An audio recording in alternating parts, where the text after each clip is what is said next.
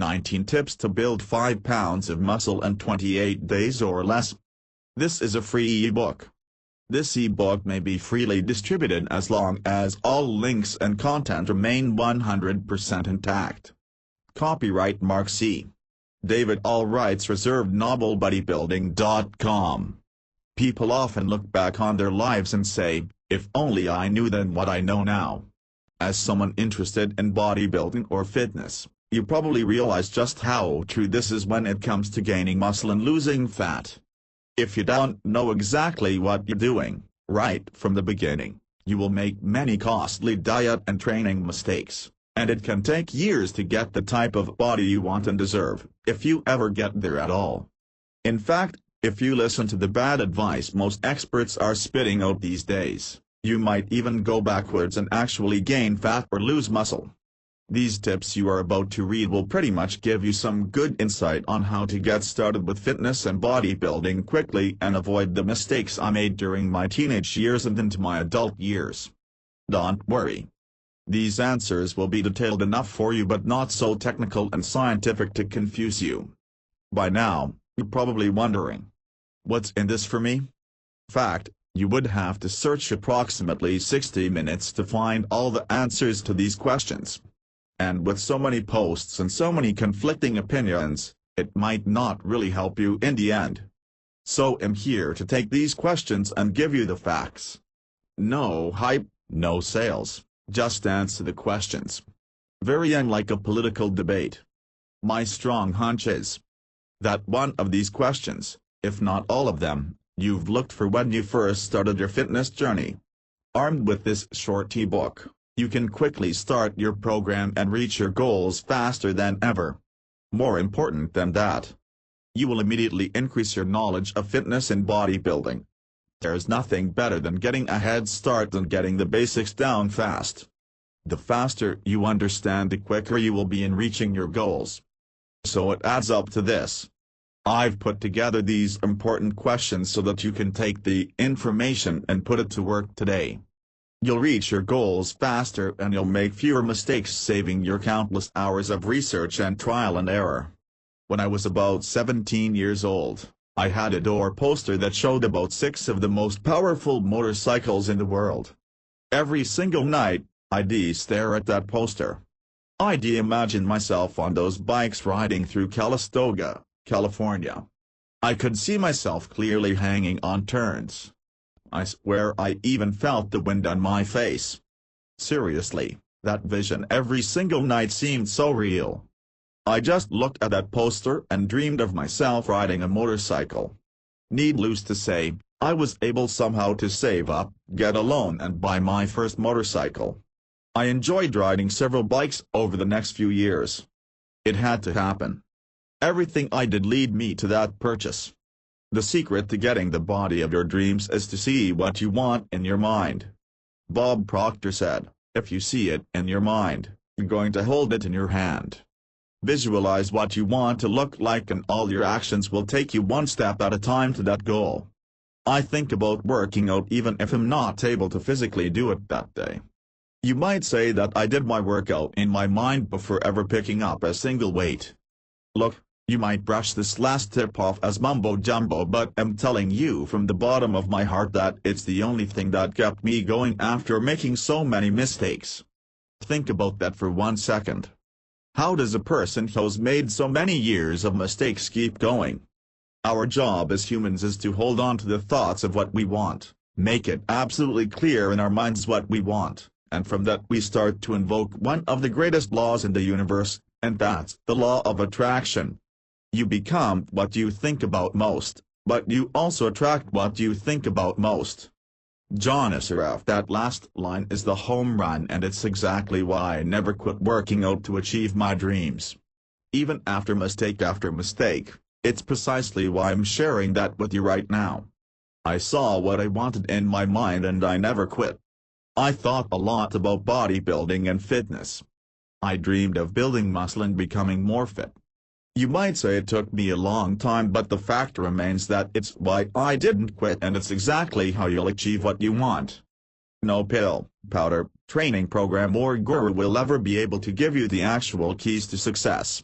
That, my friend, is what you need to do right now with a single thought. What do you want to look like? I'm telling you, it's the secret to your success.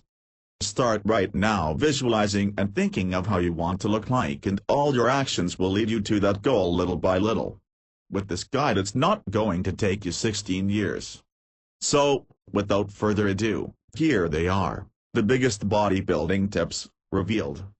Question #1. How many calories do I need a day? Listen, figuring out how many calories a day you need to lose weight, maintain your weight or gain weight really isn't too hard. And with the formula I'm about to give, you can easily track where you are and what you need to do daily to reach your goals. There are several formulas you could use that take into account age, sex, height, weight, lean body mass, and activity level. Any formula accounts for your lean body mass, LBM, will be more accurate, but for this guide, let's keep things simple. The estimate you are about to get will be reasonably close for most people. If you don't know where you are, then losing, maintaining or gaining will be impossible. The simple method: take your current body weight in pounds, and use one of the multipliers below. Quick and easy calculator: maintenance weight gain fat loss 16 calories per pound. Of body weight 19 calories per pound. Of body weight 13 calories per pound. Of body weight.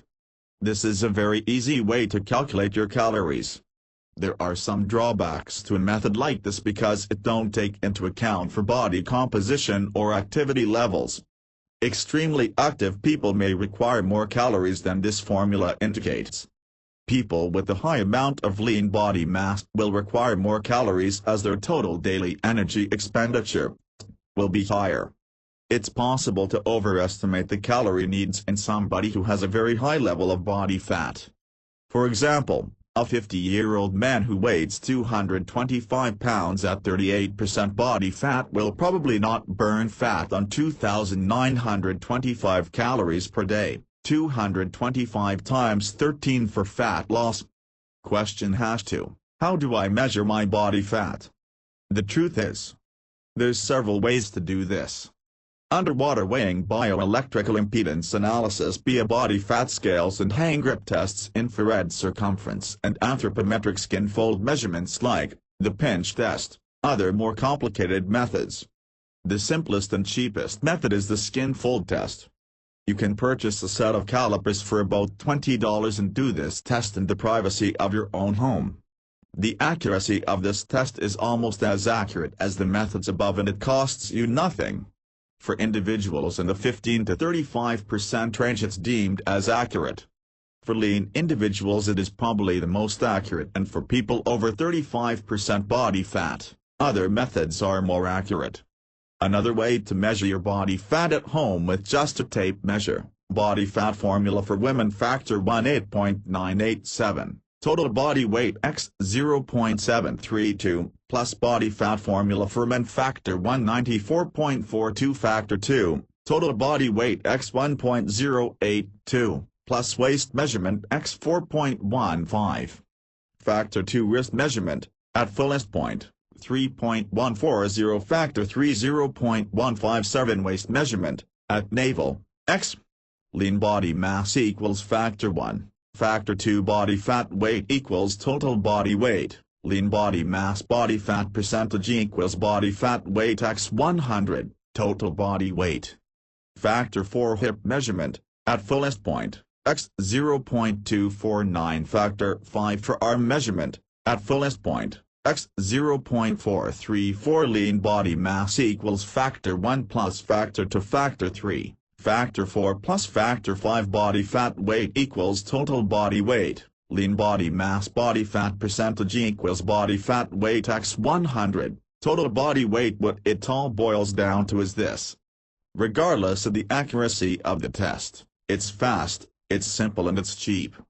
And the only reason you measure your body fat is to determine progress. A simple set of calipers will get the job done. And you can do it over and over for no cost. You can't say that about the other options, some of which are not very accurate at all. Question #3. What's better? Free weights or machines?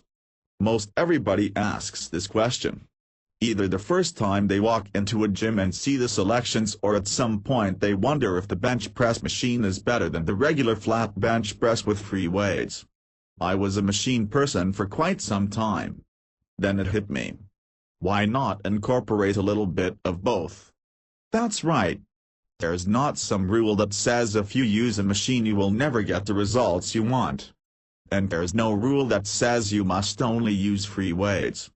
Fact is, by doing a little bit of both for certain exercises, you will target various areas. Let's take the bicep curl as an example. There you are with the straight bar, working your biceps.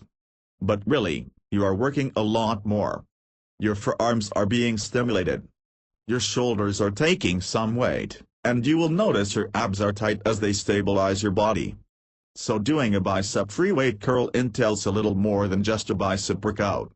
Compare that to the preacher curl machines. You are sitting down. There are no legs involved. Your abs really aren't that tense. And there's much more direct focus on the muscle. Truthfully, you are not alone in asking this question. By incorporating machines and free weights you can target a muscle group and isolate it while doing some compound movements to hit the entire body. Bottom line is, there is no better than. If you only do free weights, you are missing out on a vital component of variety.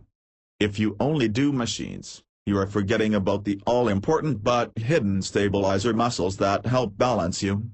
By combining both, you can get the best of both worlds and a super varied workout. Question #4. How can I get six-pack abs? What forum, what article, what supplement and what ebook don't talk about this? We all want to know how to get the six-pack of abs for the summer. Am I right? Is it that hard? Honestly, it is. It's not just as simple as taking a pill. But it's also not as grueling as doing 1,000 crunches a day. What I'm talking about is, the less body fat you have, the more visible a muscle becomes. This means, if you incorporate some ab work to build the muscles up a bit and then have a low enough percentage of body fat, you now have a six-pack or eight-pack of abdominal muscles showing. Getting a six-pack is only as simple as working your abs in a normal fashion, maybe 2x a week, and having a diet that boosts your metabolism to help you burn fat. You start by losing body fat. The less fat you have, the less there is between the muscle layer and the skin. Things start to show up when the middle layer, fat, starts to disappear. This is not just my opinion. Getting a six-pack of abs is more about nutrition and cardio than it is about ab exercises. Question #5. How much protein do I need every day? The secret to figuring out how much protein you need is not by just taking some number you found like 30g and apply it to yourself. If everybody had the same needs we would all be the same. And we both know that just isn't true. Each person is slightly different. Let me explain. We've all heard that a person can only digest 25 to 30 g of protein in one sitting. BS. Just think about it. Does a NIF professional bodybuilder intake the same amount of protein as the guy who's 135 pounds just starting out? Even if there is a 200 pounds weight difference? The answer might shock you. No needless to say, so many people just take some number, multiply that by their body weight and that's what they think they need a day. Tell me, if a person is 35% body fat, should they use their weight or their lean weight to figure out how much protein they need? Simple. Lean weight. Your daily protein requirements are based on your lean body weight. And how do you figure out your lean body weight? Use the Skinfold Caliper home test. Go back to question #2. Step 1, take your body weight in pounds. Example, 194 pounds. Step 2, find your body fat percent using one of the methods in question #2. Example, 15.7%, which is 157 for the step below. Step 3, take your body weight in pounds and subtract the percent body fat. Example, 194 pounds 194x. 157 equals 30.45 pounds of fat. equals 163.54 pounds of lean body weight. Step 4. Take your lean body weight and multiply by 1.1. For example, 163.54 pounds x 1.14 equals 186.4 g of protein a day. Step 5. Divide your daily protein requirements by 5 to 6 meals, and that is what your protein target is for each meal. Example, 186.4/6 meals equals 31.07 g of protein per meal. As you will see, a person who is 286 pounds of lean body weight will require a lot more protein. And a person who is 286 pounds should not be consuming the same amount of protein if their percentage of body fat is 35%. But why use 1.14 for protein requirements? The recommended daily allowances, RDA, is 0.8 g of protein. But that's been shown to be too low for active athletes. Some sites will recommend 2.0 g of protein. But that seems a bit high, and your body will have trouble absorbing that, not to mention you will probably have a lot of excess calories which can lead to fat gains. 1.14 to 1.5 is the most efficient range for most active, healthy adults. This range will help build muscle but not lead you into a high-protein diet. Feel free to adjust within that range if you feel you need more protein. Question #6. What is a good basic workout? Here is a clue. It involves every major muscle group.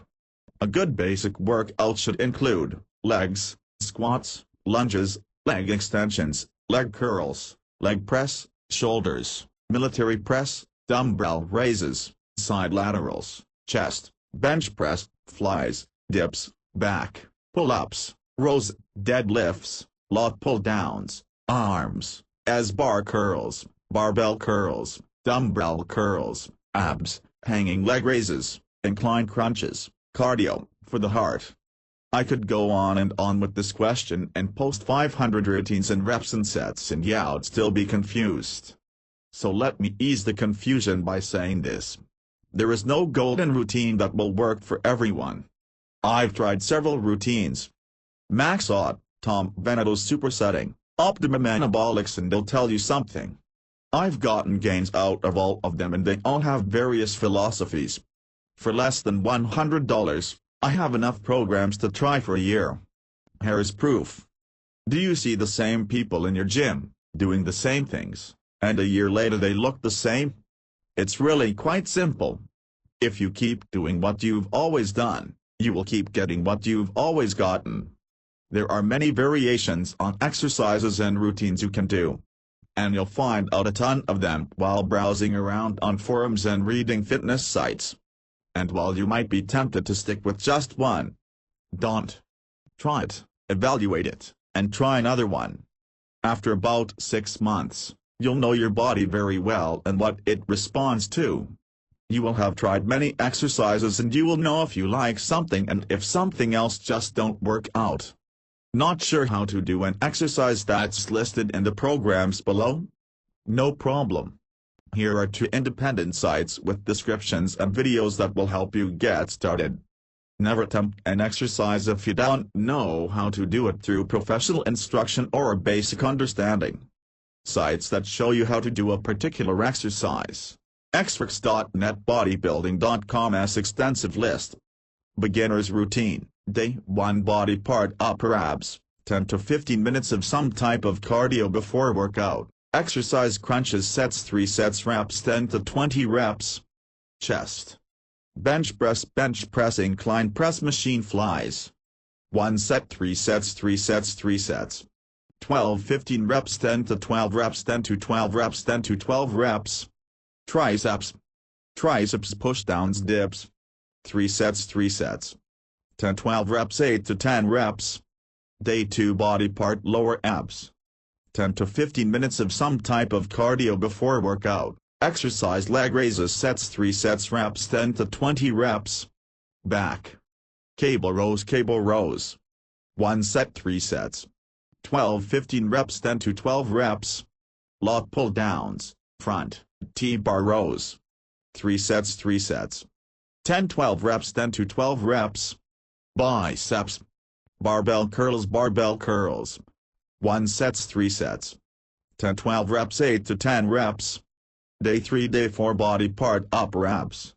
Day off, 10 to 15 minutes of some type of cardio before workout. Exercise crunches. Sets 3 sets reps. 10 to 20 reps. Quads/hams. Squats, leg press, leg extension, leg curls. 1 set 3 sets. 3 sets. 12-15 reps. 10 to 12 reps. 10 to 12 reps. 10 to 12 reps. 10 to 12 reps. Day 5 body part lower abs. 10 to 15 minutes of some type of cardio before workout. Exercise leg raises. Sets 3 sets reps. 10 to 20 reps.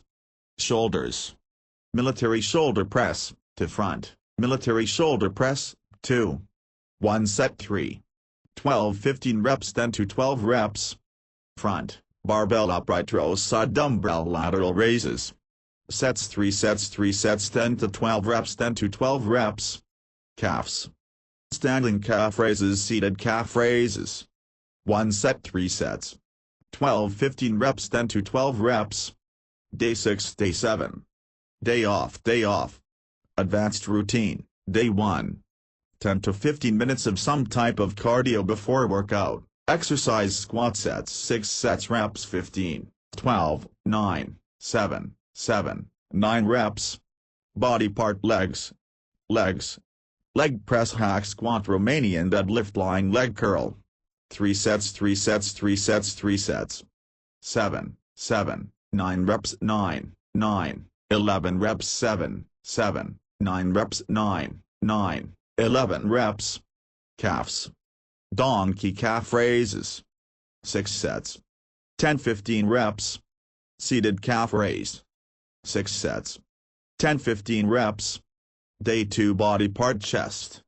10 to 15 minutes of some type of cardio before workout. Exercise Swiss ball push-up sets to sets reps. 15 reps. Chest. Incline barbell press. Flat bench dumbbell press. Incline dumbbell flies. Parallel bar dip. As many sets as necessary to complete 30 reps. 4 sets. 3 sets. 12, 7, 9 reps. 7, 9 reps. 10, 12 reps. 30 reps. Biceps. Standing barbell curls. Seated alternate dumbbell curl. Cross-body hammer curls. 5 sets. 3 sets. 15, 12, 7, 9 reps. 9, 11 reps. 8 reps. Day 3 Day 4 body part back. Day off, 10 to 15 minutes of some type of cardio before workout. Exercise deadlift sets. 5 sets reps. 15, 12, 10, 8 reps. Back. 1 arm dumbbell row weight pull-up. 3 set. 4 sets. 8, 10 reps. 12, 10, 8 reps. T-bar row calves. Leg press calf push. Seated calf raise. 3 sets. 12 reps. 12 to 15 reps. 10 to 15 reps. Day 5 body part shoulders. 10 to 15 minutes of some type of cardio before workout. Exercise seated front barbell press sets. 5 sets reps. 15, 12, 8, 10 reps. Shoulders. Machine press bent over dumbbell lateral raise. Seated dumbbell lateral raise. 3 sets. 10, 12 reps. 10, 12 reps. 10, 12 reps. 10, 12 reps. Front cable raise. Triceps. Smith machine close grip bench press. Reverse grip press down lying dumbbell skull crusher. 3 sets. 15, 10 reps. 9, 11 reps. 10. Day 6 Day 7. Day off. Question #7. What is the best fat-burning supplement? Despite what you may have heard, the banning of Beefeater did not destroy the best fat-burning supplement known. And it's not even a supplement at all. The answer to the best fat-burning supplement is a diet that increases your metabolism combined with cardio. Those 2 factors alone will burn more calories than any chemical combination. And you'll be safer and the effects will be long-term. But before we go into that, you can incorporate things like caffeine, green tea, and other herbs to give you a boost. But nothing will be as permanent and long-term and building a basic understanding of nutritional fundamentals. Armed with the basics of nutrition and what foods burn fat, your meals during the day and the muscle you will gain will do far more fat burning 24 hours a day, 7 days a week, 365 days a year than any pill you might find on the market today. And rest assured, food won't be bad for a very long time. It's a shame that people will spend countless dollars on supplement products when just eating 5 to 6 meals in a day that will burn more calories than any pills. And eating food is something you should do anyway, so it's not likely to be cut from the budget if things get right. And it's not likely to cause any unwanted side effects if you have some reaction to some herb and some product. Not only will a good diet burn fat, you'll also be able to build muscle. What pill burns fat and builds muscle? None. Question #8. What do I do if a body part is stronger or bigger than another? Should you skip it? Stop working the bigger side out. You could. Or you can let the non-dominant arm/side be the deciding factor when the set is over. You probably won't notice this with chest presses. Most people are concerned with this when it comes to arm exercises. Especially biceps. If I curl 50 pounds 8 times on my left arm and only 4 times on my right, what should I do? Do 4 reps. And quit.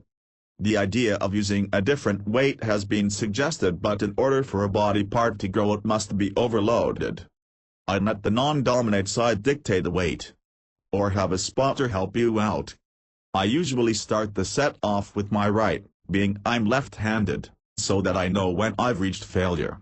If you were to use unequally weighted dumbbells, then your stronger side would need a heavier weight so that you reach failure about even.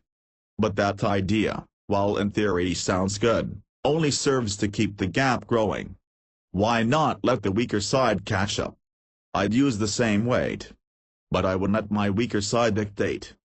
Do you really want your stronger side growing faster? Probably not. Question #9. Why is working my legs that important? Believe me, I hated leg workouts. Until I realized the true potential that a simple set of squats could unleash. Frankly, I see the same people on the leg press machine, leg extensions, doing lunges and doing squats week after week. But for every other muscle group, it's like a new day. There are the familiar faces, of course, but there are always new people. It's like working legs is an exclusive club. And yet that is 50% of your body. Your entire lower body you will neglect because you don't like working legs, you don't want bigger legs, your legs are big enough. But let's suppose you do work legs. And without much weight at all.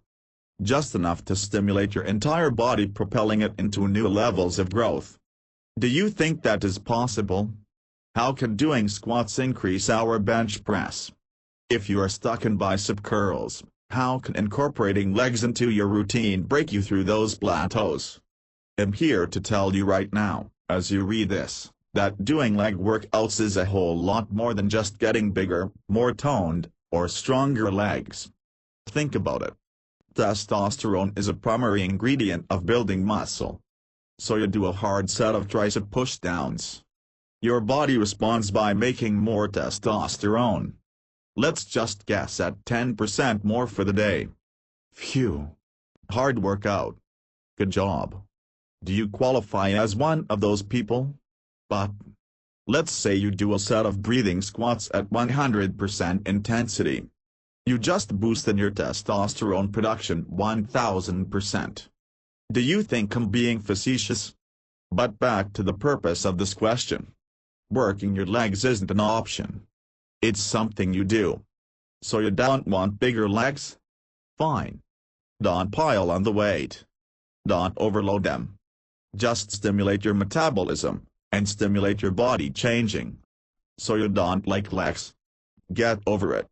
Fact is, by incorporating legs into your workout, you will see more gains in 6 weeks than most people do in 3 months.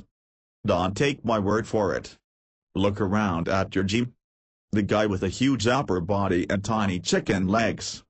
Do you want to look like that? Who are the bigger guys in your gym? Who are the women that you most want to look like? I can assure you those people do legs. Any top-notch physique does legs. Doing a cardio machine that uses legs is not the same. So that's why working your legs is so important. Please do not make excuses. You do not have to train to failure where you cannot walk. You don't have to squat 600 pounds. You simply must train the 50% of your body that pretty much 80% of everybody just don't do. Next time you are in the gym, take a good look around. Notice the leg equipment. Notice the same people using that week after week. Become one of the individuals at your gym that trains legs and discover the secret to growth. Here are the reasons why working every muscle, not just certain ones, is the superior method of getting the results you want. Builds lean muscle, reduces body fat levels, increases energy, balances blood sugar in the body, increases neuromuscular efficiency, improves sexual performance, lowers cholesterol in the body, protects against heart disease, improves mood. All the above reasons are byproducts of increased testosterone. For men, this means better muscle gains. For women, don't worry, you don't have enough testosterone to get big and bulky like a man. For everybody, working legs will help you with the above factors and assist you in reaching your goals. Question #10. Can you lose fat and build muscle at the same time? Look, there is a great Zen story that basically answers this question. He who chases two rabbits, ends up with none. Please understand that while it's not impossible, it's just not efficient. You might as well pick a goal and work towards it. Losing fat and building muscle are two different goals with very different paths to get there. Question #11. Do nitric oxide supplements work? Really, do any supplements work? Work to do what? Give you better pumps? Yes. Build more muscle? Where's the proof? Okay, before I go on, I'd like to point out that most of the research on no products has been done by supplement companies that sell the products. Unlike creatine and protein, which has a wealth of other information sources including credible scientific institutions, I would like to see the same for no. Now wait. Does that mean if you took this type of product and it worked for you that we should all just say, forget science? If it worked for Bob, then it must work for everybody. Who cares how? It just does. Make no mistake, no type products are great for pumps. And there might be truth to the statement that it opens up nutrient pathways to allow you to absorb more muscle-building nutrients. And maybe pumps do build muscle. Although I personally think overloading the muscle does more for that than any pumps. More important than that, if you don't take no supplements, are you missing out on gains? My strong hunch is that you aren't missing out. Bottom line, if you take no and you fail to eat properly, you won't gain anything. So if you aren't 100% focused on nutrition and training, then all these supplements will do is pretty much make you broke. Now, listen to this very carefully, not all supplements are worthless. Taking some supplements will help you achieve your goals. But only if you have the other 98% in check. Fortunately, there are a few websites that can help you with credible independent research. 3 of the best are: 1. www.supplementwatch.com, 2. www.consumerlab.com, 3. www.naturaldatabase.com. So let me ask you, are you positive that your nutrition and training are complete? If so, then no might be something to try out and see for yourself. And that statement goes for every supplement, minus vitamins, protein, essential fatty acid complexes. No and supplements select only account for 2%. Make sure you have the rest down solid, and that 2% will be very noticeable. Question #12. What can I do to gain weight? Now before I go on, it's not your training program that will pack on the pounds but your nutritional habits. But first let me give you an example. So many people have some idea of their calories they need in mind. Maybe you are going for 3,500 to 4,000, but you haven't got a specific goal and you aren't counting your calories. This is a red flag that says to me, whenever I hear the term, hard gainer, I smile, because whoever uses that term is definitely limiting their potential. I don't think there is such a thing as hard gainer. I believe they are hard learners. Ehrenstein. You have no idea where to start. And as many people are when they have no foundation, they are frustrated. And justly so. So here's what you do. Step 1, you need to figure out how many calories a day you need to consume. 3,500 to 4,000 might be a goal, but how do you know that is what you need?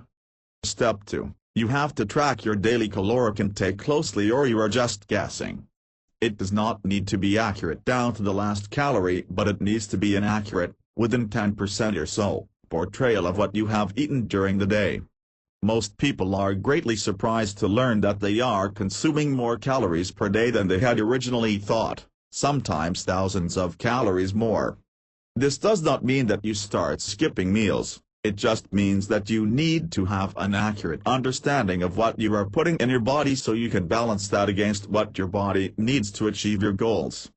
Step 3, no more excuses for not eating. Going to college and having to work nights means you will have to plan on making meals in advance. Eating 5 to 6 times a day is a must. When I went to college I didn't do this. And I didn't gain weight either. I ate my 2 to 3 meals a day and had fun at college. I never planned a meal. And I stayed a skinny kid. So there you have it. You can figure out a training program all you want. You can do a very basic, somewhat heavy, for X a week program and make more gains if you eat right than a guy who has the perfect hardcore routine and just eats to get by. By the way, many of these hard gunners train hard and too frequent. If you have a high metabolism, you will make better gains by going heavy and training less. If you can dedicate time to training at the specific time, you can prep some food, put in a Tupperware, baggies or whatever, throw it in a backpack and eat at scheduled intervals. And yes, being in college makes that very hard. Question #13, what can I do to keep motivated to work out? Here are some tips to help you get motivated to get to the gym in the short term. This list is not all-inclusive, but it does have some things you can use to keep yourself going to the gym long after the New Year's crowd has quit. Photos, pictures can be very inspirational. Regardless of what you think of those magazines, having a picture to look at is helpful and letting your mind capture an image of what you want. Once your mind has the image, you will start to take actions in life to accomplish that. I recall when I wanted my first motorcycle, I used visualization techniques. I kept looking at the pictures over and over each night. Eventually I got my motorcycle. This worked for getting a new car, a house and just about everything else. Once I could visualize what I wanted, my mind helped take actions to set my body in motion. Set small goals. Sometimes it's much easier to think of getting around the next corner than it is to look at the big picture. When I hiked Yosemite's Half Dome, I used many small goals to keep me going. Rather than look at my final objective all the time, I used landmarkers to keep me going from one point to another. A technique you can use at the gym. Set weekly goals, 1 pound a week, rather than looking at what you want to accomplish a year from now. Music, a classic motivator. Personally it distracts me. But for many, their favorite mixed jam is just what they need to get into the zone and feel amped up.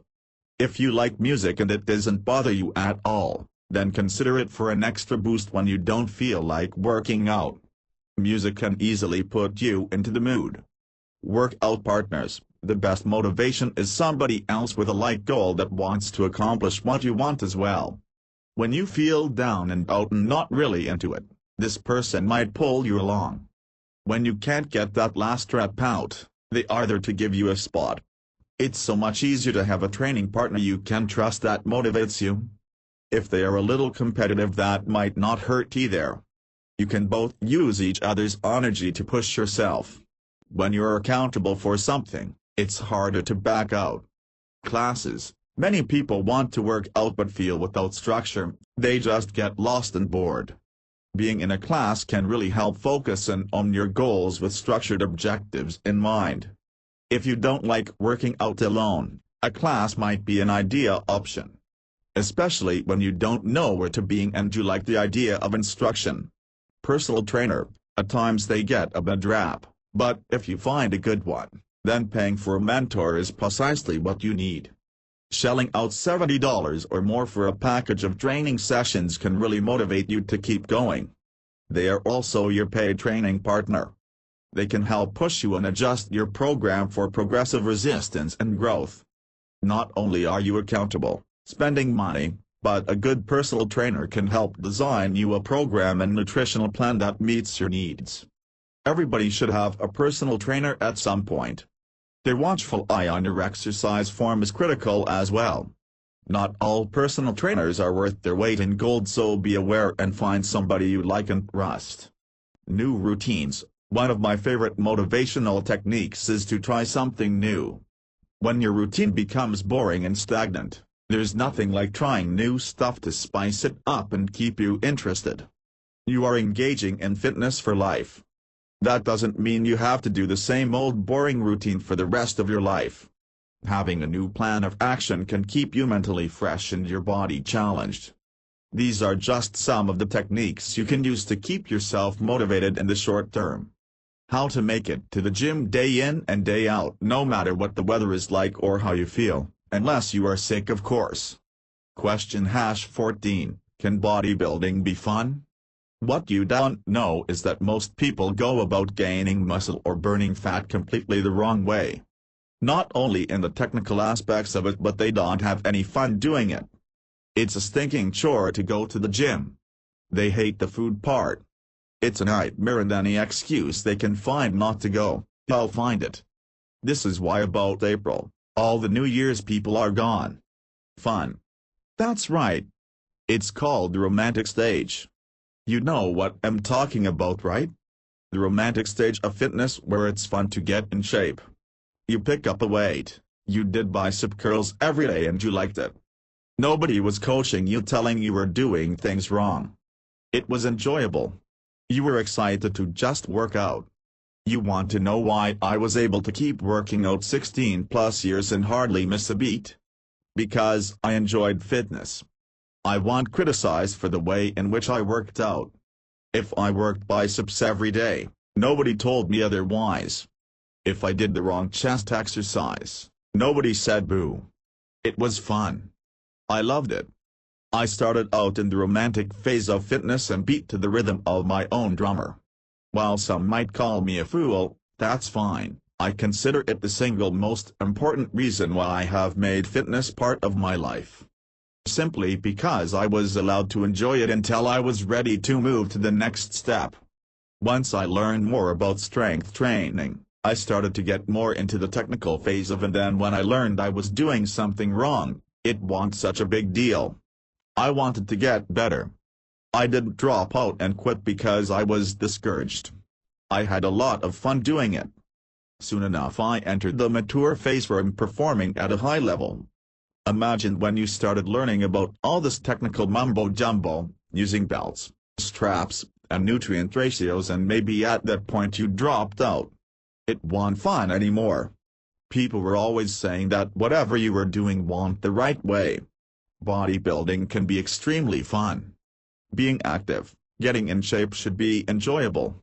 Learning about it as you go along should be interesting and not the worst thing you've ever done in your life. Question #15, is it okay to make mistakes? Chances are you've been lied to since you started any type of sports or fitness program. Give me 2 minutes and I'll tell you exactly why thinking might be flawed and how it's holding you back from reaching the body of your dreams. Do you ever define success like this? How you've learned to define success. Results comparison with others. Mistakes are not okay. Results. You think in terms of your workouts as results-oriented. You have a specific goal in mind with each workout. You base your workouts weekly on if you see changes. If you don't see significant changes quickly, it's frustrating and discouraging. Comparison with others, you know what I mean. looking at photos and wishing you looked like that, or wondering if that person takes drugs to have those abs. Always comparing your results with those around you or focusing on others rather than yourself. If you had a good workout, you might not even care if you don't feel you got the results you wanted because you are too busy comparing yourself to a fitness model. Men are guiltier than anybody of not checking the ego at the door. Team ego takes over, and more often than not, males are more concerned with the weight they can push compared to others than the effort they give. Rather than learn or worry about the effort they are giving, it's a numbers game. How many times have you been on a bodybuilding forum and seen these threads? How much can you bench? How much can you squat? How big are your arms? Who cares? Mistakes are not okay. Ever make a mistake? Who can't? When you were a baby, did you just learn how to walk from the start? Even in nutrition, people make mistakes. But they are taught that mistakes can be deadly. Derail their goals. You better get it right and fast, or you will be wasting years struggling to get the results you want. Making mistakes is bad. Now here's how a master defines success. This is a person who looks beyond the short-term aspects of fitness and knows that the above will be guaranteed if they focus on the long-term outcomes of their workouts. Define success like this and your entire life will change. How a master defines success. Effort. Learning mistakes are okay. Effort. Define your workouts based on the effort you gave or its intensity. The way you feel. Did you have a good workout because you gave it 100% effort? If you start to think in terms of the effort you are giving, the results from that effort will be guaranteed. No need to worry about results, because if you put forth your best effort, they are coming no matter what you do. This is long-term thinking. As long as you gave it your best effort, that's all that matters. You don't care about the weight compared to anybody else. The only person you are in competition with is yourself. You can use other people as motivation, but you aren't comparing yourself to them. If it helps you to raise the intensity so that you can give more effort, that's great. But it's all about the effort you gave in the gym. Learning, rather than focus on why you don't have that six-pack of abs or why your friend is more lean, concentrate on learning how they got that way. Learning is beyond the short-term mentality of comparing yourself to other people. The more you learn, the easier it will be to reach your goals. Forget other people. All that matters is you. When it comes to health and fitness, you can be self-centered. After all, it's your health we're talking about.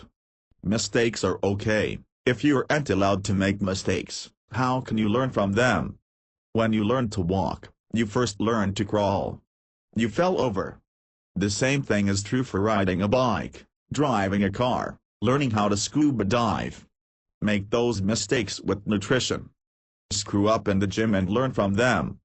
Instead of beating yourself down for making a simple nutritional error in judgment, learn from that mistake. Ask yourself, how did it happen?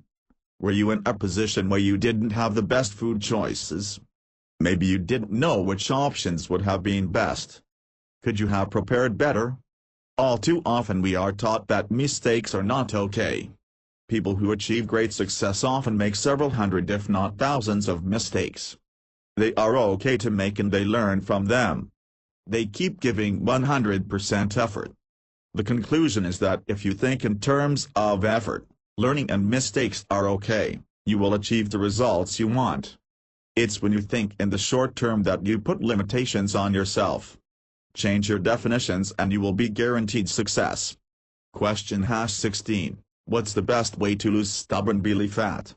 Everyone wants to know how to lose fat around their abs. Well, here's how I do it. The #1 question that is asked on all fitness sites, bodybuilding forums, magazines and late-night TV infomercials sounds a lot like these. How do I lose this stubborn belly fat? How do I lose abdominal fat? How do I get great abs? How do I lose the stomach pouch off the lower abs? These are all too common questions, and they are so popular that it's the reason the weight reduction arena is a multi-billion dollar, yes billion, industry. You are about to read the real secret to great abs and how to lose the abdominal fat without spending money on supplements or following some diet of the month, and it's going to be a very simple formula that you can follow. Remember, your abdominal muscle is like the rest of the muscles in your body. They require training if you want them to be larger and stronger. A common misconception is that you must train your abs several times a week. This will only lead to overtraining. Your abs are a muscle. Train it like everything else. No need to focus and go overboard. 2 to 3 times a week of focused ab work or core strength is generally the rule for six-pack abs. An easy 3-step system for ripped abdominals. Step 1: Training. 1% of your overall ab development will actually come from training. Consider the fact that most people think 90% of your results come from training. You can see this isn't the popular consensus. Needless to say, that's where most focus their efforts. They don't get their nutrition in order, they don't use cardio effectively, so the masses just do more ab training and more crunches. Ultimately, for your abs to show, you must have abs to show and a low percentage of body fat for them to appear. More training does nothing to eliminate the layer of fat that is covering them. This is commonly known as spot reduction. Training an area for the sole purpose of eliminating fat in that area. Tip: do not make training the #1 priority to show off those abs. Train them like any other muscle. More ab work will not make your abs appear. Focus on lowering your body fat levels and not spot reduction. Step 2: Cardio. 9% of your effort can be directed as using cardio as a fat-burning tool. High-intensity interval training is by far the fastest and most efficient method you can use to shed the pounds. You'll want to keep in mind, using cardio is a tool, not a foundation. This simply means that doing marathon sessions will not be to your advantage. Learn to use cardio effectively and you can enhance and boost your metabolism beyond what even eating the right foods can do. Some competitive bodybuilders use cardio up to twice a day for 30 days to just chisel off that last remaining layer of fat that's cover up the abdominal region. Tip: cardio can be done twice a day for a full body shock. Just keep in mind this method is a short-term tool and not a routine you would use for any length of time. Step 3: Nutrition. 90% of your efforts will be based upon your diet. In order to show off the abs, you must get rid of the layer of fat that is covering them up. It is that simple. Many people will train their abs and do all kinds of cardio and they still forget that nutrition plays such a massive role in getting rid of belly fat. You must know how many calories a day you need to eat and what to eat in order to get your nutrition on track and working for you. Going to the gym more often, doing more cardio and more hanging crunches will do you no good if you fail 90% of the test. Tip: use nutritional fundamentals to turn your body into a fat-burning furnace. Wait just a second. Before you rush off to check your nutrition, cardio and training, take this next concept into consideration. Loose skin. Skin is very elastic and over time, age, or with a large amount of weight reduction it may not just spring back like it did. In this case, surgery may be the only option once you have reached a very low level of overall body fat. Many women may experience this because of pregnancy. Many men and women may experience this because of a large amount of weight reduction. For example, if a man was under 10% body fat and had loose skin, this is a prime example where skin may need to be taken away because of other circumstances. While this is pretty rare, it does happen, and if the skin cannot bounce back, there are little options a person has except to have it removed. What this means is, if you have a low enough, 12 to 15% or less body fat for a woman in this example, and you still have a lot of loose skin from slimming down or pregnancy, you may want to explore the option of having that excess skin removed. With that said, the secret to ripped abs is nothing more than 3 steps in this order of importance. 1.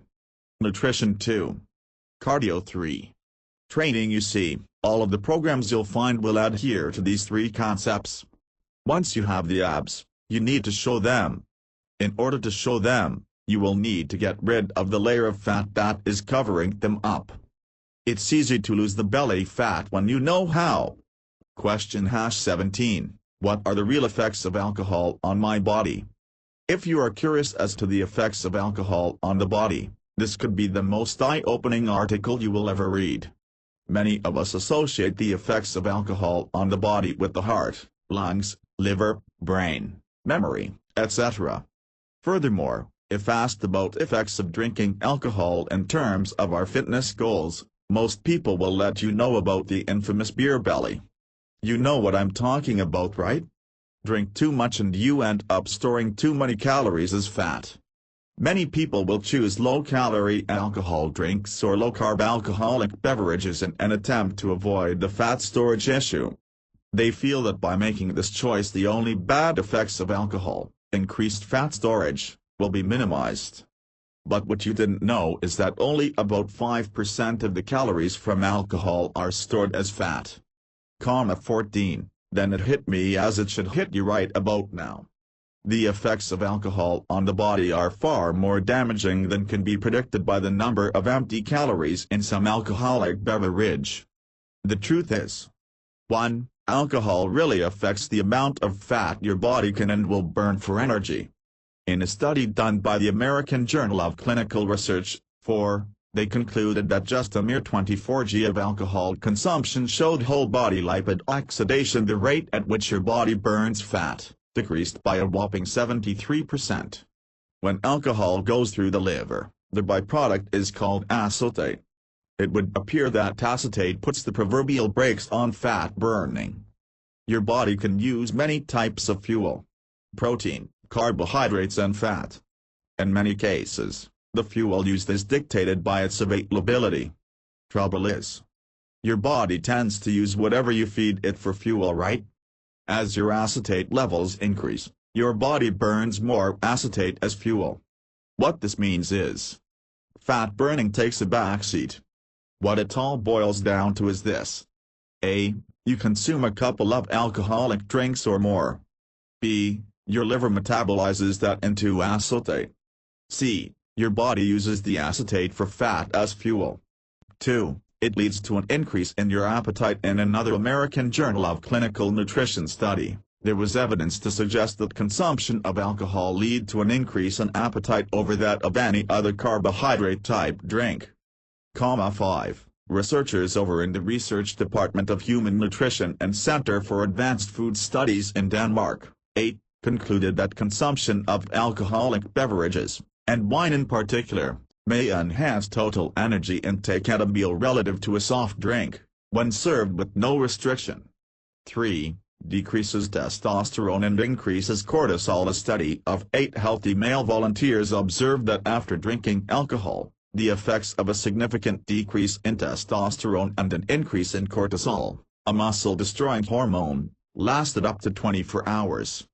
6. The only real question to ask yourself is this: if you are serious about building muscle and burning fat, you want all the free testosterone levels you can get and you want to reduce cortisol in any way you can.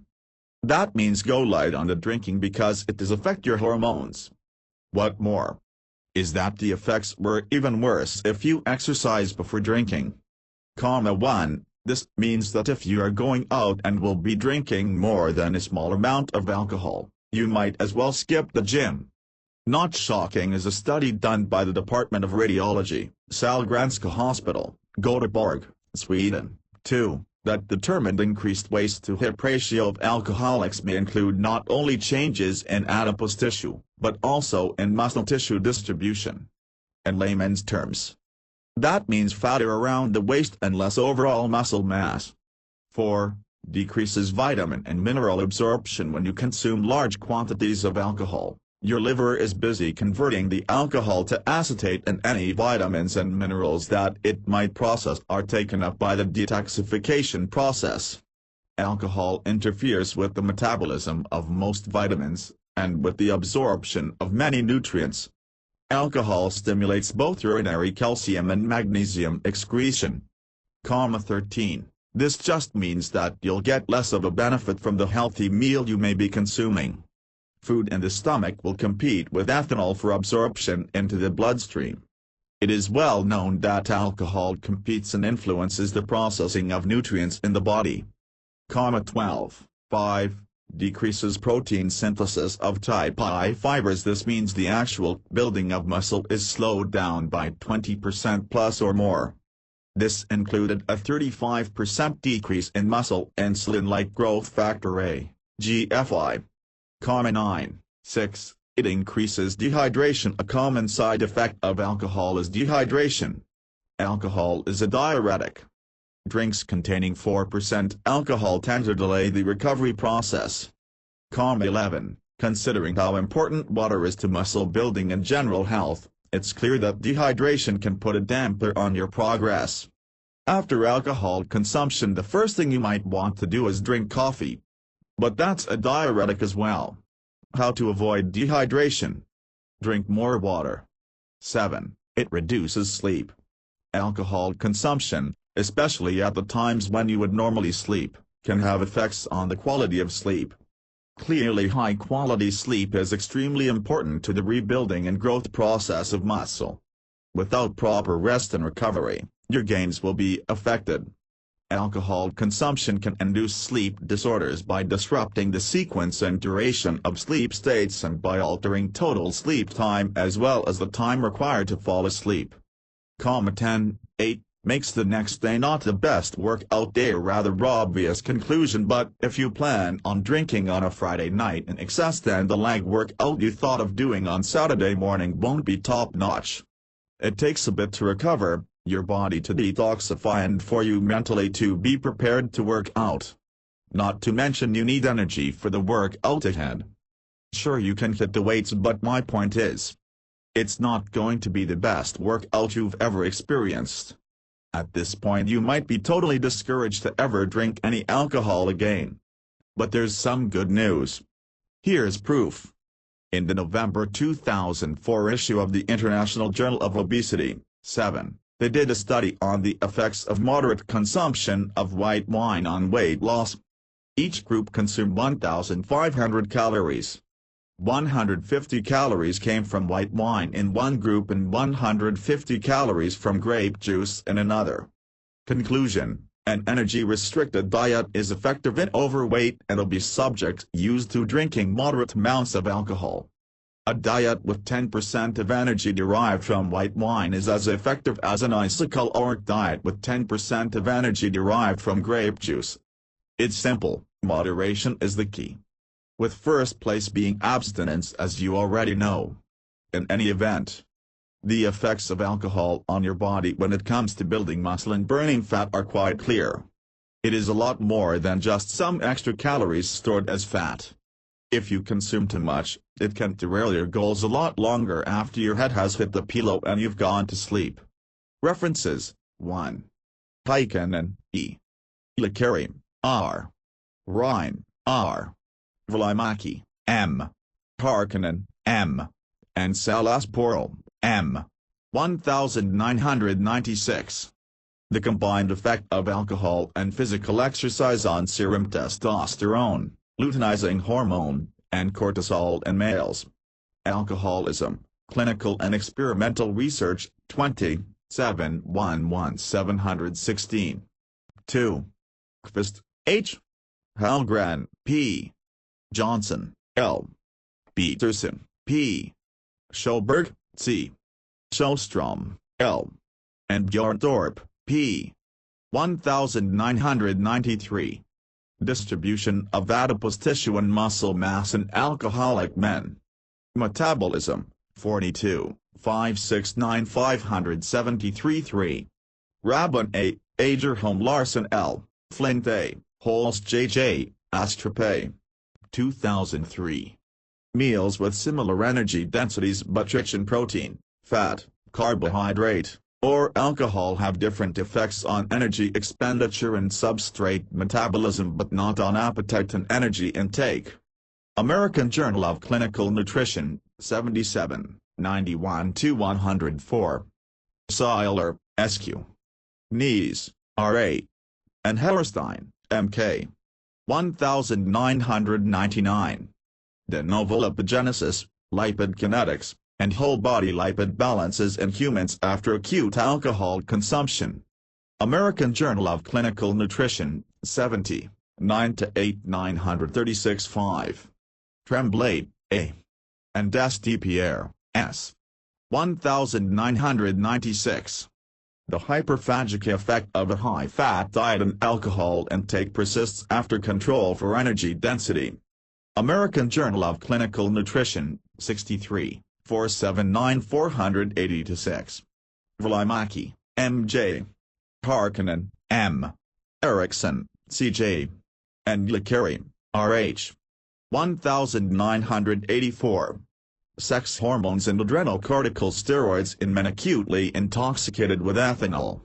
Alcohol, 1, 89-93 7. Fleckner-Moores, M. Bzlski, H.K. Jenkinson, C.P. Adler, G.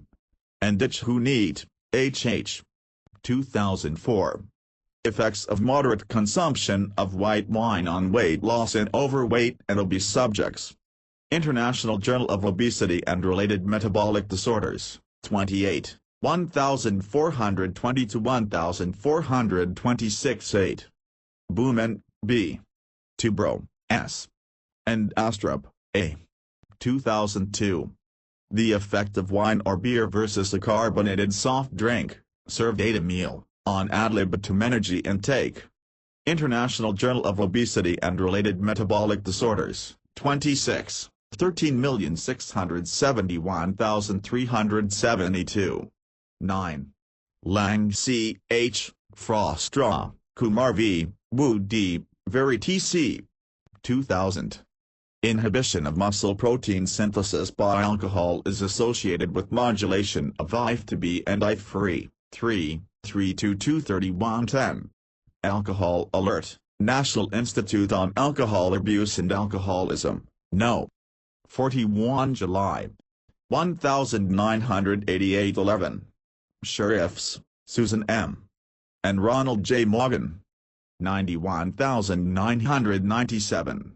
Restoration of fluid balance after exercise-induced dehydration, Effects of Alcohol Consumption, Journal of Applied Physiology, Volume 83, No. 4, pp. 1152-1158 12. Alcohol, Chemistry and U, Kennesaw State University, ChemCases.com, August 2013.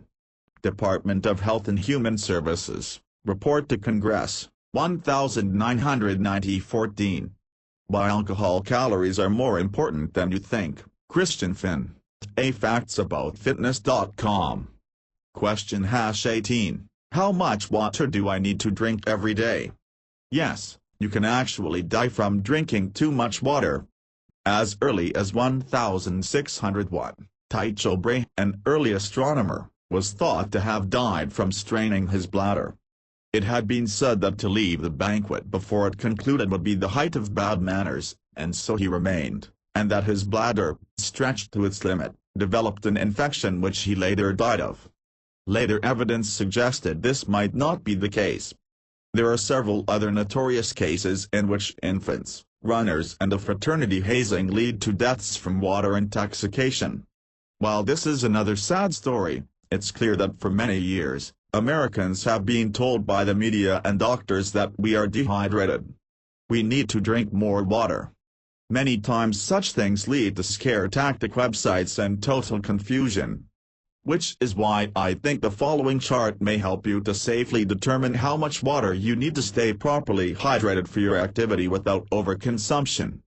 This chart is meant to be a guide, not an absolute. This chart is courtesy of the ISA www.ishaonline.com. Recommended water intake. Step 1. Select an appropriate need factor. Need factors. 0.5. Sedentary, no sports or training. 0.6. Jogger or light fitness training. 0.7. Sports participation or moderate training 3 times a week. 0.8. Moderate daily weight training or aerobic training. 0.9. Heavyweight training daily. 1.0. Heavyweight training daily plus sports training or 2 a day training. Step to multiply weight. in pounds, by the appropriate need factor to arrive at the recommended water intake in ounces per day. Example 1, 120 pounds x 0.6 equals 72 ounces per day. Example 2, 200 pounds x 0.7 equals 140 ounces per day. We recommend that you drink water 8 to 12 times per day. Example 172 ounces per day divided by 10 glasses equals 7.2 ounces per glass. Example 2, 140 ounces per day divided by 12 glasses equals 11.7 ounces per glass. Question #19. How do I get rid of flabby arms? Hats off to a very brave woman who stepped up and finally wanted to get rid of the flabby arms, and the sooner the better. Luckily for her, this problem is quite common and the solution is quite simple and twofold. Working to get rid of flabby arms comes with overall fitness, but there are some specific exercises you can do in addition to reducing body fat that will bring those arms into super shape once again. On just another normal day, I received an email with the cry for help. I would like to know how to build up the muscle around the humerus bones of the upper arms. I would like to know how to build up the muscle around the humerus bones of the upper arms. I want to get rid of flabby upper arms. For starters, the muscle that is most problematic for flabby arms is called the tricep. Most women think of these things when it comes to that area. Flabby arms exercise for flabby arms, tone flabby arms, how to get rid of flabby arms, flabby arm help, flabby upper arms, etc. There are really two key concepts to that particular predicament. Keep in mind that this is such a common question, so you are certainly not alone in this. But just keep reading because the answer is pretty simple and may surprise you. First, get the idea out of your head that there's any such thing as spot reduction. Meaning, if you do certain exercises for that area, the fat will magically disappear just from there and your arms will suddenly be taut and tone again. Let me give you a real quick lesson on fat. Don't worry, this is going to be easy. Your body stores fat. It stores it in general areas that are common to you as a female. Most men store the most fat in their stomachs. Women tend to store it in their thighs, hips and buttocks. But with anything, you can and will store fat wherever. So the first thing you want to do is reduce the body fat, period. Once you start to reduce fat, you'll see it disappear. Don't bother with creams and rubs and all the other gimmicks out there. You cannot spot reduce. Your body stores fat, and the only way to reduce fat in any particular area that is bothering you is to reduce fat, period, from your body as a whole. For all these reasons, your first mission, should you choose to accept it, is to reduce the body fat. Second, in order for that area of your arm to become toned, you'll want to build muscle in the back of the arm. That is called the tricep, and there's several good exercises you can do to build up that area. But first, let me give you a list of some of the best exercises for flabby arms that will focus on the tricep and help you develop the area and make it stronger. This isn't all-inclusive, but it's some of the more common and better exercises you can do for the back of the arms. Weighted dips, close grip bench press, close grip push-ups, lying barbell French press, overhead cable extensions, cable press downs, reverse cable press downs. Frankly, many people are caught up in the idea that in order for them to get rid of a problematic area they need to just work it out and do some exercises to target that area. But that's only half of the solution, as you've read. By working out the area and reducing body fat, you will progress at twice the speed and make twice the visual differences. Let's suppose you only worked out the back of the arms. The muscle would be stronger and firmer, no doubts, but it might not show if your level of body fat is such that the muscle is still covered up. As you see, by doing both, you will tone up, build the tricep and make it more visible when the layer of fat that covers it up is reduced. Men and women who want to reduce the flabby anything simply have to realize that it's a combination of body fat in that area, maybe loose skin and a muscle that generally needs to be developed in order to be toned. But I'm getting way ahead of myself. This is a twofold mission.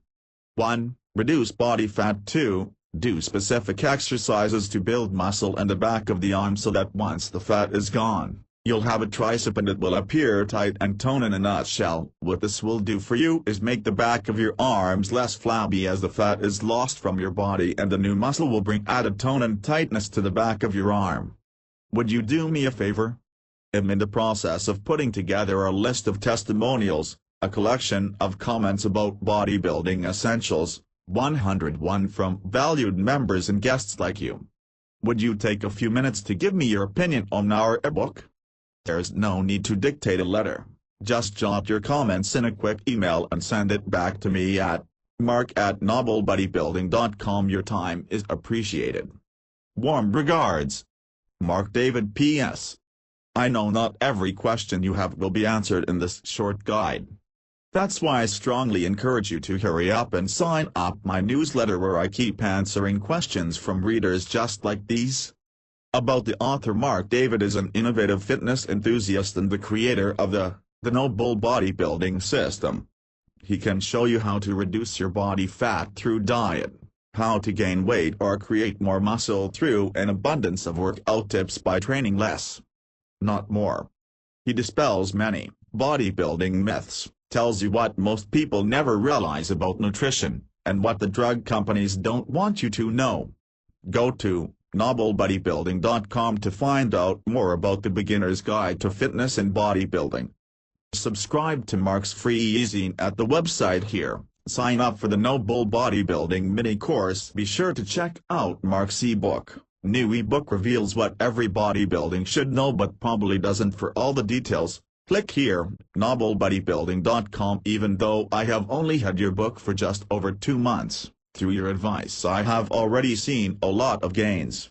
Using your rest/interval recommendations, I have broken my bench press block of 175 lbs and have passed a long ago best of 265 lbs with 275 times 6 with a one-time max of 319. 8 years ago I had a heart attack and 2x bypass, 1 week after the 265 set, and have been struggling to come back. After almost 7 years of fruitless effort, I decided to get smart about my body and my goals. Your ebook and all of the hot links have given me a new approach. It doesn't hurt being here in Iraq. You can get real focused and take out a lot of stress in the gym. Joe Brown, Mossad, Iraq. What every beginner should know but probably doesn't. If I know it and you don't, then it's a secret. But if I tell you and you do something about it, that's how you succeed. Dear frustrated bodybuilder, if you have tried to lose weight or gain muscle and are frustrated with little to no gains or continually hitting a plateau, this could be the most eye-opening letter you will ever read. A single business owner who runs a fitness website and a bodybuilding forum decided to sit down and dump everything he learned about fitness and bodybuilding from the last 16 years. He also admitted to being a beginner longer than anybody else and for some reason, stuck with fitness and working out only to figure it out many years later. Not wanting anybody to suffer that much, he sat down and over 2 years, wrote a complete, friendly, non-herped and grammatically correct beginner's guide to fitness and bodybuilding. Here are just small samples of the types of questions that will be answered in the book along with the many bonus items. How often should you change your weight routine to keep making gains and steer clear from boredom? How much and what type of cardio is best for maintaining muscle and burning off fat?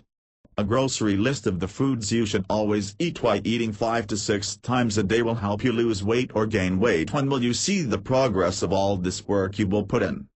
Days, weeks, months or years? Just how long is it going to take to look the way you want to look? Banish all the pills, powders and jugs of stuff you currently have and only use the very basic, best working supplements. You will probably save $100 a month when you know what supplements to take and why. The #1 way to increase your bench press ironclad method for determining the amount of protein you need each and every single day. Quick and easy ways to get rid of ugly belly fat and man boobs. This is also the secret to getting a six-pack of abs that everybody wants for summer. Make the move and head to the gym feeling confident that you won't look like a dork and embarrass yourself. What you can do to prep for your first gym debut. Why eating a healthy fat like fish oils can actually help you to lose weight. That's right, you'll be taking a fat pill to lose fat. Can you lose fat and build muscle at the same time? Why skipping a workout or messing up on your diet isn't going to ruin your efforts. Many people believe that if you steer off course, it's over. You're done. You failed and you better go back to the couch. This couldn't be further from the truth. How exactly to know if you are eating the right amount of calories for bulking, maintaining or cutting? What to do if you don't want to join a gym and you want to work out at home? What types of exercises can you do? Is workout out at home effective and what equipment will you need to get the job done right? Secrets of cardio timing so that you burn the most fat and get the most gains from your weight workouts. If you want every advantage you can get, then timing is everything. Why 95% of all diets fail and why you should quit buying all those fad diet books and learn how to eat right. If you think eating healthy is just common sense, then you are very wrong. How long should your workouts last to be the most effective? 15 minutes? 2 hours? What's the best time? The truth about your abs and the best ways to define them. Do you really need a personal trainer? Jumpstart your program so that you can look and make losing fat and gaining muscle look easy like those top athletes you see at your gym that get that way without even trying. Do they make it look easy or is it really easy? One thing you must have to succeed at this quest, and if you have it, then nothing else will really matter. Your goals will be achieved. You will be motivated. Nothing can and will stop you from getting what you want. If you just have this one thing. And this is just a small piece of what you will learn in the Bodybuilding Essentials. It's 250 pages of valuable information that you can start using today and keep as a reference forever. This book comes with an 8-week, 100% money-back guarantee. If you aren't satisfied, simply ask for a refund. No hassles. No questions asked. You are fully protected. You can grab this wonderful book in the next 5 minutes and have it downloaded for you to read. Ordering is secure and your privacy is assured. To get more information, or to place your order, simply click on the link below. Click here to order. P.S. You also get many free bonuses and a lifetime of upgrades. Look at these astounding reviews of the novel bodybuilding system. Following Mark's program, I have gone from 235 pounds to 221 pounds in the first 17 days. Years ago, I was in the Marines and was very fit. Then my professional career took off, I got busy with work and family, and I started to put on the pounds. I stopped working out, had a terrible diet, drank beer almost every night, and was on my way to becoming a Jabba the Hutt look-alike. I ballooned up from 167 pounds to 235 pounds. I'm 55, so I should be 145, 155 pounds. That's when I decided I had to get back into shape. A coworker recommended Mark David's website to me and I downloaded Mark's ebook, The Beginner's Guide to Fitness and Bodybuilding. Following Mark's program, I have gone from 235 pounds to 221 pounds in the first 17 days. That's 14 pounds lost in only 2 weeks.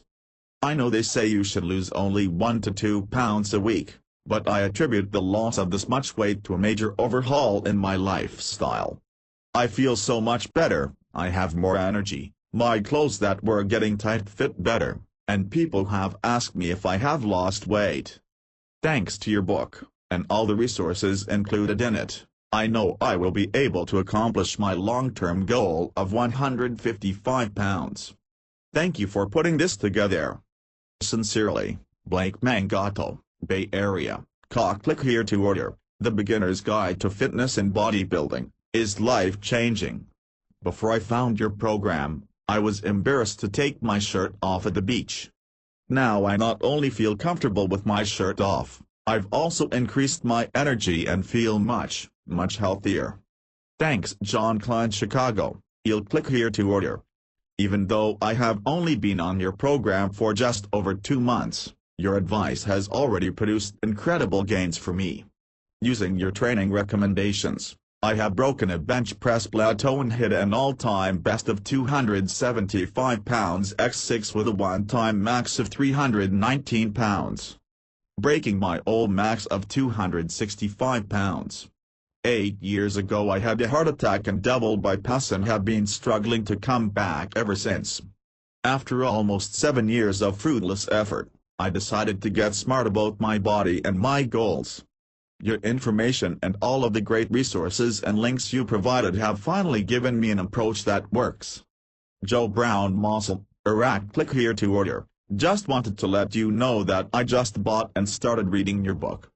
Wanted to let you know my appreciation for your writing style, friendly and not overly pumped, and thank you for the lack of typos that I've seen yet, and grammar errors.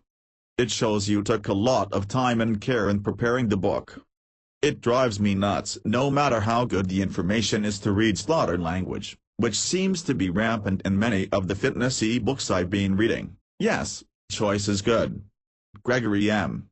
Zinkle. Click here to order. Well, I finished reading it earlier today. The book is nothing less than amazing. I couldn't think of anything else it could cover. I think you did a great job of answering all the questions beginners might wonder about, and get lied to about elsewhere. I think it's definitely what you originally intended, a great, go-to book that can be referenced when you need info on something, and it's also just a great read in general. Nicely written, very well put together. Like I said earlier, I think anyone who's into fitness at all will find it hard to put this down before reading the whole thing. Ian Broggie. Click here to order. Unlike some companies, who close the door and disappear after they take your money, Mark was there as a resource to help me with personal advice after I bought his ebook. Mark, there is so much great and helpful content in the beginner's guide, that I'm going to get back to you with my exact results and a more detailed review after I've had a chance to really digest this wealth of information. Even after having the book only a short time, I can tell you that you've nailed the key aspects that beginners are most interested in.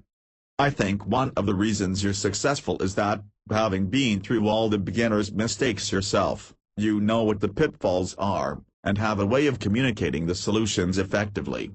Plus, and this is a biggie, unlike some companies, after some poor schlub pays for his ebook, you don't close the door on him as a fish already hooked, caught, and eaten.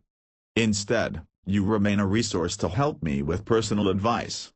I can't tell you how valuable this is, and it's a real credit to you.